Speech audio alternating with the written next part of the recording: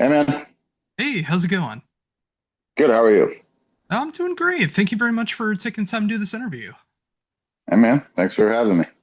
Oh, absolutely. It's great to be able to talk to you. And I mean, obviously, you got a lot of cool stuff that's been going on lately, but one cool thing that I'm so happy to be able to talk about is something that I never thought would have happened as a kid, a full-blown Cold Slither album that you were able to be a part of coming out next month. I've gotten the chance to be able to probably play this about like 10, 15 times now just because I love what's going on with this so much. And it's so cool that you were a part of it. I mean, I'm, you know, an old school G.I. Joe fan. I mean, I grew up on the cartoons. The cartoons meant a great deal to me. Um, I mean, I've had the Cobra tattoo on me for years and years and years. This is actually kind of an old idea.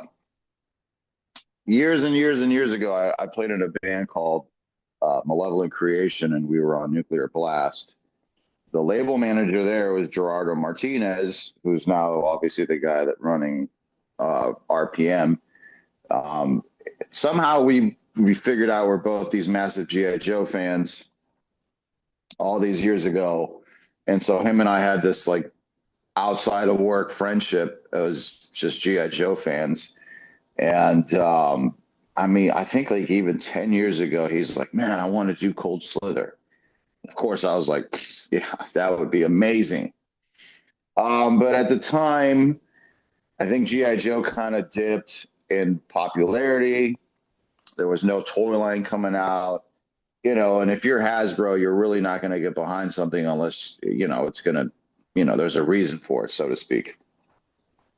Fast forward all these years later, thankfully G.I. Joe came back. Classified series is doing really well for Hasbro. Uh, there's a Cold Slither box set coming, so the timing was right. And about a year ago now, Gerardo called me right, literally, I think it was the last day I was in the studio with my other band, Gruesome, finishing the drums on that album. And I think he sent me a text like, "Dude, you need to call me now." And I called him later in the day when I was done. And, he told me, I think the first thing he said to me is he goes, "Dude, I just got off the phone with Hasbro." And I just knew what that meant. And I was like, "Come on, man." He goes, "Dude, it's going to happen. Cold Slither is happening." So, luckily I had done this album for Liquid Death, a water company. Somebody there heard it. So, they kind of figured I was this guy that could produce music where I could, I think it was attractive to both parties that one person could kind of do it all. So I could write the songs, I could record the drums, I could record the bass, blah blah blah, because it all had to, everything had to be submitted to approval to Hasbro. Obviously, this is their intellectual property, and everybody involved ultimately had to be vetted. Like we had to have background checks, all that stuff, because Hasbro doesn't want to be associated with someone that's like a neo-Nazi or something crazy. So yeah, I came up with song titles first, had to submit those for approval, and then once those were all approved, I kind of literally, almost like Cannibal Corpse does this. They actually come up with song titles first, and then they'll write lyrics based on the title, which is how I did this. And then I would write the music based on how the title and the lyrics made me kind of feel, and how like you just kind of became a kid again, and you're like, well, what does a Thunder Machine song sound like? And that's sort of where it all came from. Oh, that again, that is just so cool how everything did come together this way, and I'm so glad that it is happening now again with the popularity of G.I. Joe coming back, being able to have Cold Slither be a real thing, and then being able to do like a real life show, being able to do that at San Diego Comic-Con, and just being able to celebrate everything Cold Slither. Yeah, well, that's when when this all happened. I was only given whatever piece of information I was allowed to be given. And I didn't know initially that there was even going to be a live show.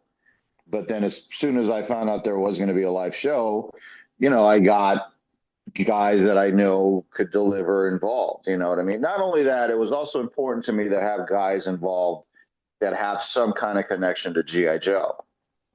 So I know Matt Harvey, is kind of my right hand guy and everything I do basically. And, he's like a big comic book nerd and he, watched G.I. Joe as a kid. Ross, his bass player in Exhumed, is an actual G.I. Joe collector nerd like me. And the drummer, Andy, maybe he's not a big G.I. Joe guy, but he's British. He literally looks like the, the cartoon character. He sounds like the cartoon character. He's a pro drummer for 25 years playing with KMFDM. So like he checked off a bunch of boxes. So and he's a good friend of mine. So live, it's going to be a band of pros delivering. Like it's going to sound killer. Oh, absolutely. You couldn't have found better people to be a part of this. And I absolutely love the flyer for the show. I love the way the band is recreated on it. It looks so cool and it just every time I look at it, it just puts a huge smile on my face. I mean, we all made the joke like we don't have as many muscles as those guys. So, there's a little false advertising, but the costumes are going to be legit. Like everybody's kind of going all out, and it's going to look cool. Oh, absolutely. So again, like going back into the writing process, like did you have any challenges when you were like trying to come up with riffs or anything like that, or did it just come naturally as you were coming up with song titles and then the ideas flew through? I think the main challenge was just myself because I will say, like, aside from having to have the titles and the lyrics approved, for obvious reasons, Hasbro doesn't want, blood guts and horror lyrics or whatever, it needs to be fairly PC or whatever. Um, they kind of gave me free reign with the songs, with the actual material. I think for me, the main goal I wanted to achieve with the songs was I wanted to write a record that genuine heavy metal fans would be like, man, this stuff is killer. Uh, but G.I. Joe fans that may not necessarily be metalheads wouldn't be like, oh my God, that's too. In other words, like if I would have gone like full Slayer or full like hair metal Poison style, like that might turn someone off. I wanted to just write songs that most anybody would probably hopefully dig. Like it's heavy enough, but it's accessible. So I knew I wanted to write within this parameter, keep the song lengths, kind of in that 3.5 minute kind of world, real easy, catchy choruses. But with, there's definitely substance. Like the riffs are heavy, man. Like and someone asked me the other day, like, did you change your guitar tone from the other bands you use? And I'm like, no, man, that's still the same Marshall you've heard on Gruesome records with the same guitar you've heard on Kill Division and Gruesome records and whatever everything I've done. It's still the same heavy metal, legit guitar tone. So, and that was the other thing that was important. That's live drums. That's a real guitar amp. It's a real bass guitar. There's no computer editing going on. It's a real record, which is how it would have been done in 1985 had Cold Slither recorded it. So that was also important.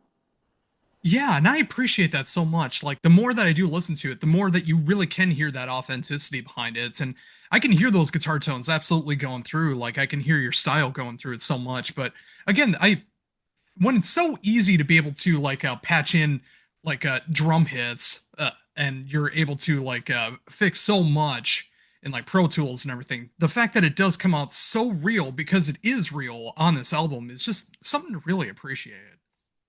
Well, I mean, luckily, it's kind of the same philosophy I've always utilized in that basically every band I'm in. Like my other band, Gruesome, same thing. We don't, there is no trickery going on the records. Like those are real guitars, real amps, real drums, not edited, no cutting and pasting. Um, you know, I think I'm 48 years old. I come from the school of like when you make a record, I first and foremost, I need to be able to listen to it with self integrity and feel proud of it and go, that's really me. That really happened. And I think in particular, when it comes to something like Cold Slither, and I saw it immediately in the comments on the first single.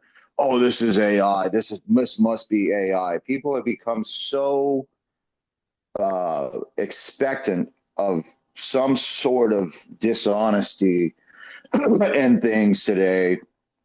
In particular, with something such a large IP like GI Joe, even if it's not intellectual, even if it's not artificial intelligence, maybe they're thinking they just hired like whoever to do it and they didn't really care. I think my main thing that I've been trying to get across in these interviews, number one, we're real heavy metal musician people. We're not just some like contractual musician guys hired.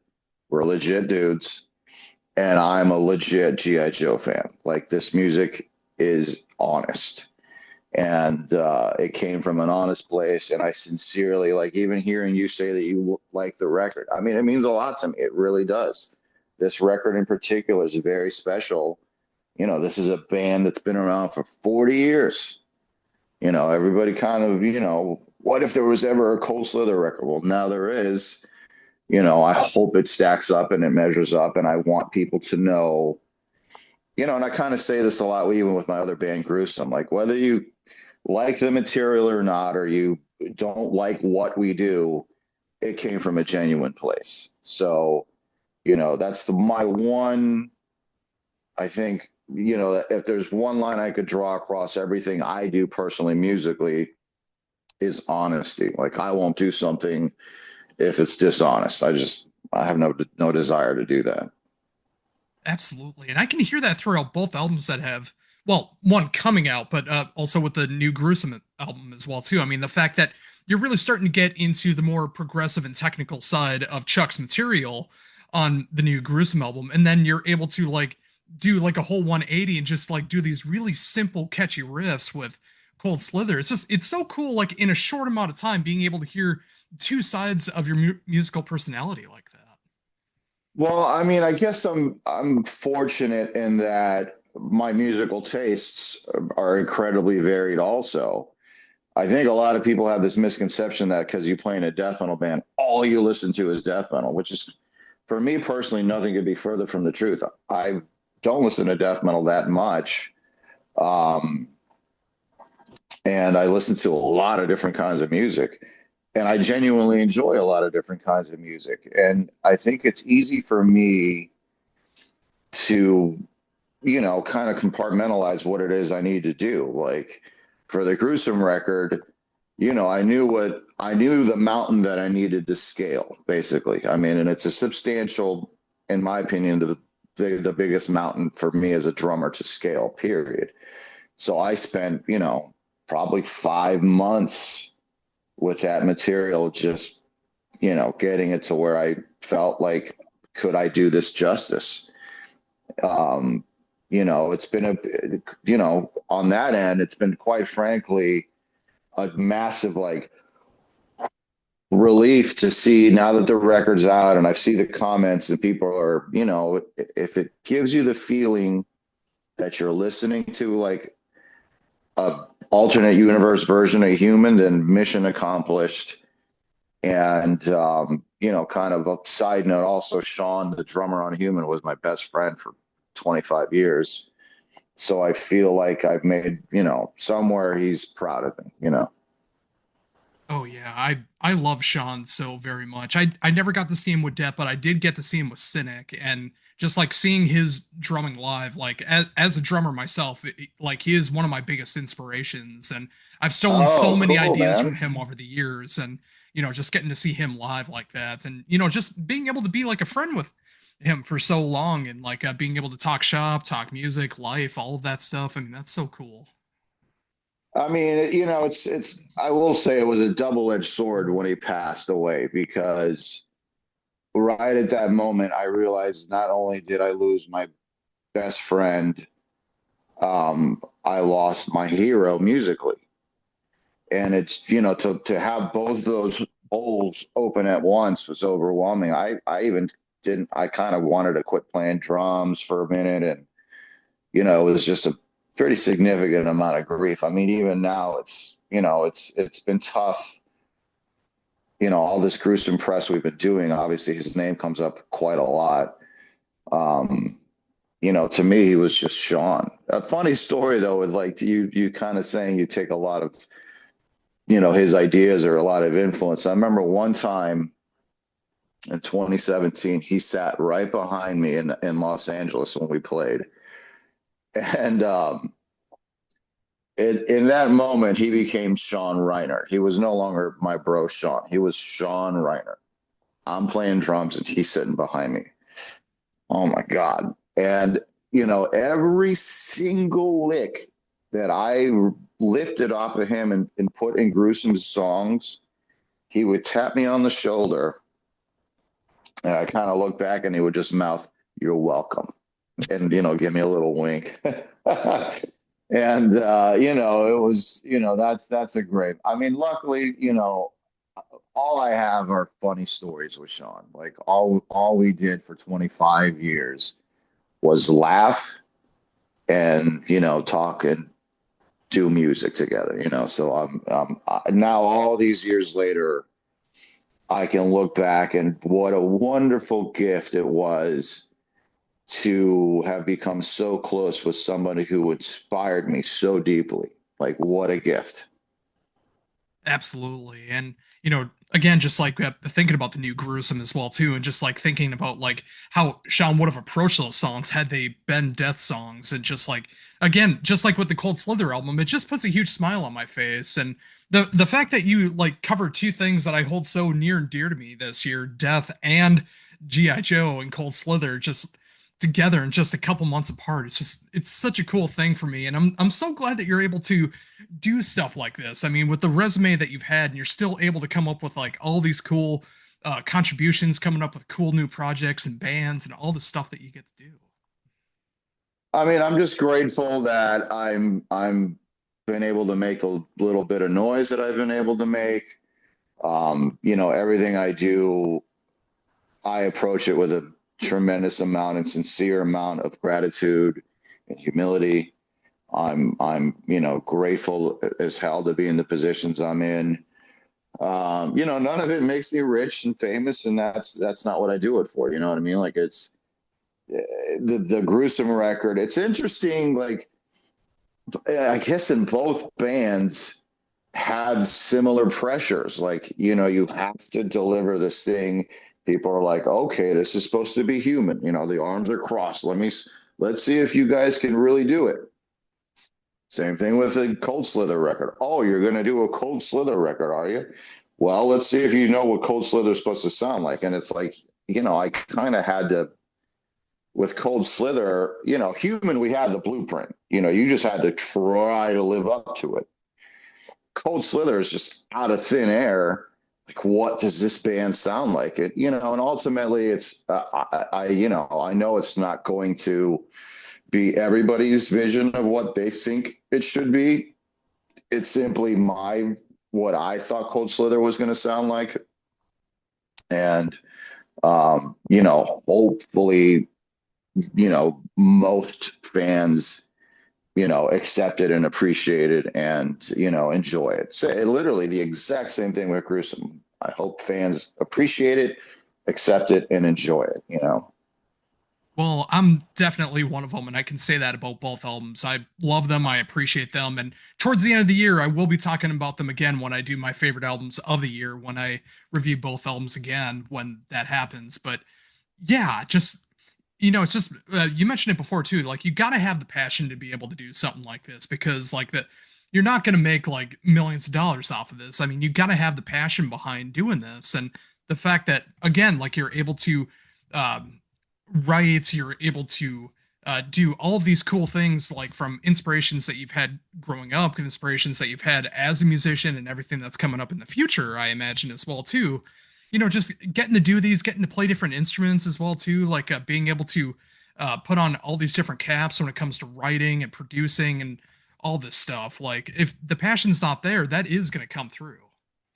Yeah, I mean, I think today in 2025, which I'm very happy to see, even with the younger generation, it seems like there is this demand or this hunger for honesty in things. I think, I don't know if you're like a big Star Wars guy. I'm a big Star Wars Oh guy. yeah. It feels like, Disney's just kind of like, here, just this is good enough. This is good enough. And it just there's like this disingenuous taste to it it doesn't sit with me great. I think it doesn't sit with a lot of people great. There's like this big thing on YouTube now with guitar players not really playing. Um, I think there's this return to honesty or a quest to only, be around honest things, whether it's music or movies or art or whatever it is, and I'm just, I think the one thing I would like to get out to the GI Joe fan base in particular with this Cold Slither thing is, yeah, dude, this stuff was not AI. I wasn't just some guy hired. I'm a real legit GI Joe fan. Like when I was a kid, GI Joe meant a lot to me, and it still continues to mean a lot to me today. They're not just toys to me; they mean a lot to me, and I suspect that there's a lot of people like me. So, everything I do, there's this weight on my shoulders that I put on there myself, but it's why I care and why the music comes out the way it does. You know what I mean? I could have, with a Gruesome record, I could have just gone in and programmed the double bass and, you know, played it every song one time and be like, that's fine. But, I went in and I recorded 2 songs a day as opposed to tracking the whole record in a day. Like it was like, no, I gotta get 2 songs perfect and then go back to my hotel and then come back the next day fresh and do just 2 more because I care deeply about what the outcome was. And then, like you said, and I love when people accuse Gruesome of like cashing in. It's like, where's this cash? It's like I still come home from tour and have to play guitar in like bars and clubs because that's like my job. That's like my day job. Like I play cover band gigs for a living when I'm not on tour. So like, none of what I do has made me wealthy beyond my wildest dreams. So that's not why I do it. I do it because it does something for me here and here. Absolutely. And also as a drummer who was in cover bands for so very long, and then also with original bands as well, it's just like I definitely know how that feels to like come up with some amazing original songs, and then you have to go to the bar down the streets and then play songs that But you know what, of different man? styles. I don't poo-poo the cover band thing because you know what that did for you as a drummer.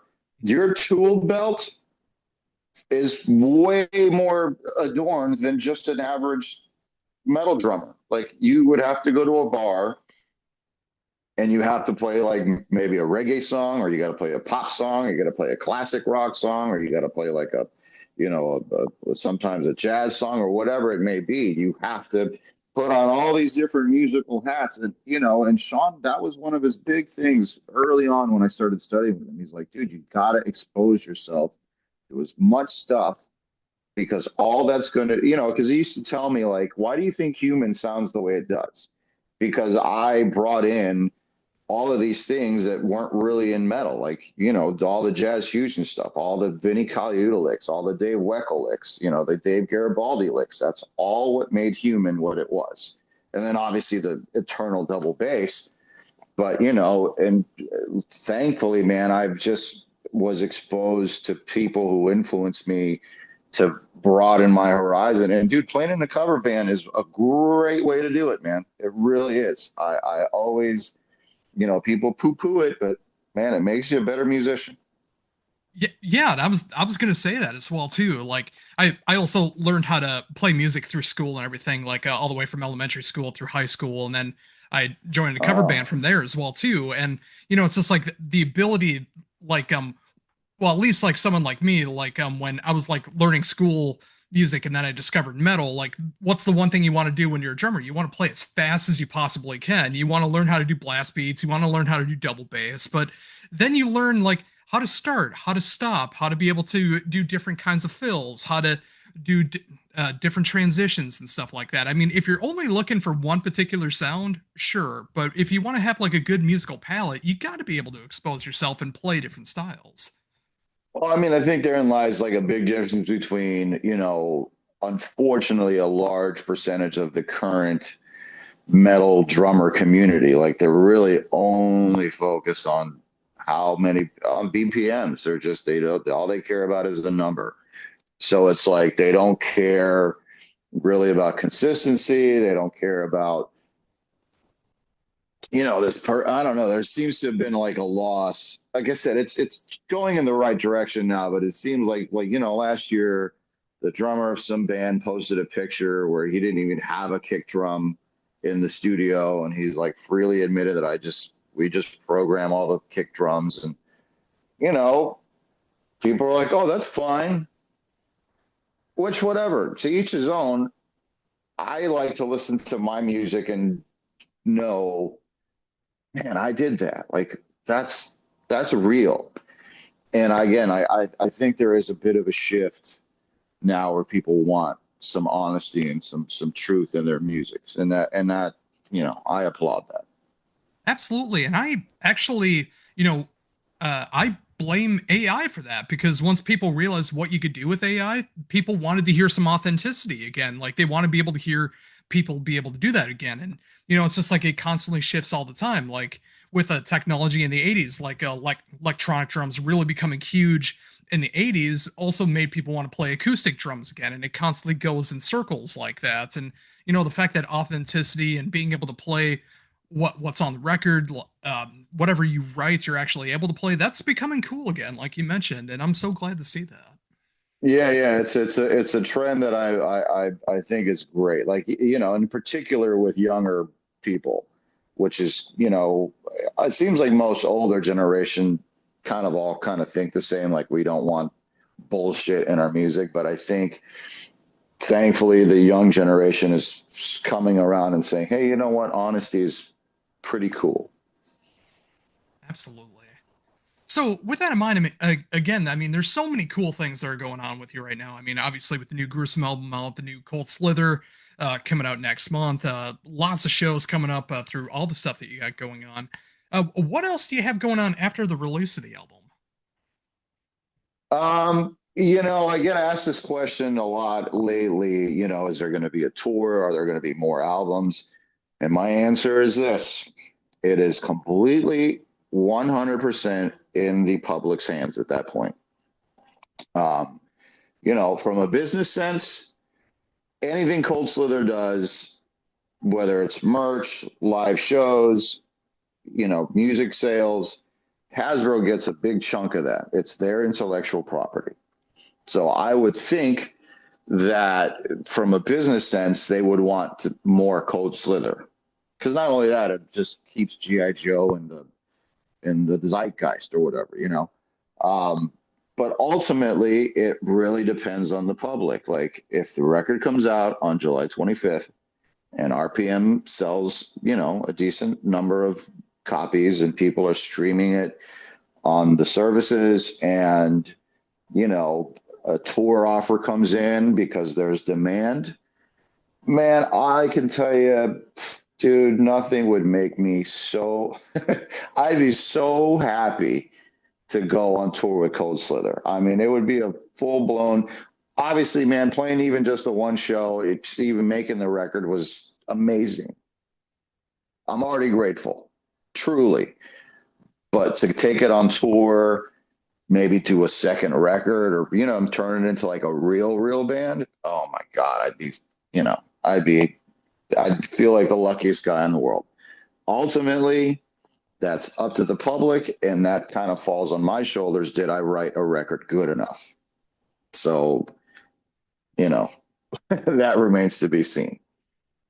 Well, hopefully it does. And that's one of the reasons I was so happy for this opportunity to be able to talk to you is because when I got the promo, I fell in love with the music all over again. I mean, obviously with the original song that came out there, but hearing your interpretations of this, to me, it really does feel like if Cold Slither did write a full album like this. I think you more than accomplished the job there. And I'm so excited to see what happens with the show at Comic Con. Everything else that's going on as well too, and of course, like being a gigantic fan of what you do in Gruesome and the rest of your resume that you're a part of. Um, Going back into that, I mean, there's obviously a lot of shows that have been going on with Gruesome and Left to Die and all that stuff. Like, is there anything else that's planned for the rest of the year? I think a gruesome tour in August is going to be announced soon. Left to Die is going back to Europe in September. There's some Left to Die news that's going to be coming out sooner than later, probably. You know, that band is kind of ramping up operations. I have a grindcore band called Kill Division with Dirk from Megadeth. The drums, bass, and guitars are done, and I think in a week or two, I'm going to start working with Kyle on the lyrics and vocals. So that record will see the light of day sooner than later. Um, you know, I said this the other day, like, much to the chagrin of my wife, like, I'm probably not going to be home very much next year. Everybody, and Matt Harvey, same thing. Like, he's got Exhumed, Gruesome, Left to Die, and he's in Cold Slither. So, like, he's like, in a perfect world, man, we are out doing this, bringing it to the people. And in particular, man, what's been great about all of the music I do, because it's all this like celebratory thing. Like the Left to Die shows, obviously, we're out there celebrating the first couple of Death records. So there's this community feeling like, hey, these are the guys that did it. Like Rick and Terry are the real dudes, but we're still just fans. Like we're here celebrating this. Obviously, Gruesome is a complete celebration of death. Cold Slither is the same thing. It's a celebration of GI Joe and music coming together. So I'm a GI Joe fan just like you. Like I can sit there and have a conversation with somebody about what their favorite GI Joe vehicle is. Like if that's what I had to do every day on tour for a month, sign me up. So I'm incredibly humbled and grateful for the position I'm in. And yeah, I'm looking forward to see where it goes. So very cool. Oh, one last thing that I've always been wondering about. Like a few years ago, I talked to a Matt about the previous Gruesome album, and he was telling me about like he didn't even realize that there was Latter Day Death albums like Symbolic and Death of Perseverance or Song of Perseverance. And I was just wondering, like, have you thought about that far ahead when it comes to Gruesome yet about approaching that material? The interesting thing, I saw an interview with Matt where he mentioned that, the next thing would be Individual Thought Patterns. I like those records. Of all of the three later records, Symbolic would be my favorite. I don't know, I'm kind of like just in this, um, we're going to start touring for Silent Echoes in August. Cold Slither plays July 24th. I'll be home by like the 28th. And that tour, I think, starts on the 15th of August. So basically, I will have about 3 weeks to get my drum chops like top shape. So I'm just looking that far ahead.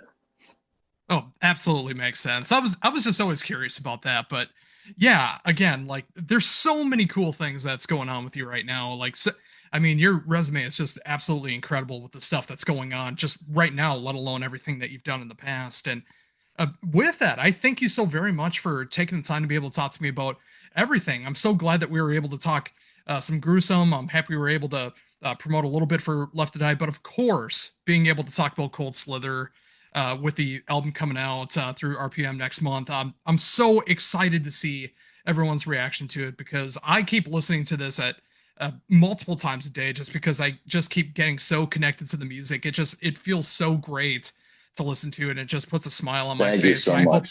absolutely, and I hope that does for Means, everyone else when the album comes out. I mean, honestly, Josh, it means a lot, and I really appreciate the kind words, man. I mean, really, like it means a lot to me. So thanks for the conversation. Thanks for supporting the things I do. And yeah, I mean, I appreciate you and everyone in the world that's ever supported anything I do. Like, I love you guys. Like, I'm here for you. Oh, and that absolutely means a lot. I mean, you've been a part of so many albums that I've loved in current times in the past, and so much that's been going on. This is one interview I've wanted to do for a very long time, and the fact that we were able to do it over GI Joe is just so I know, incredible to me, and it I'm so happy to rules. do that. Uh, but That again, I rules. absolutely. Well, again, I thank you so much for taking the time to do this. I know it's a busy schedule, but I'm so glad we were able to do this. I can't wait to show off this interview and promote Cold Slither to the best of my abilities. So, yeah, one last time, thank you so much for taking the time to do this, and I hope you have a great rest of the day. Thanks, Josh. You too, buddy.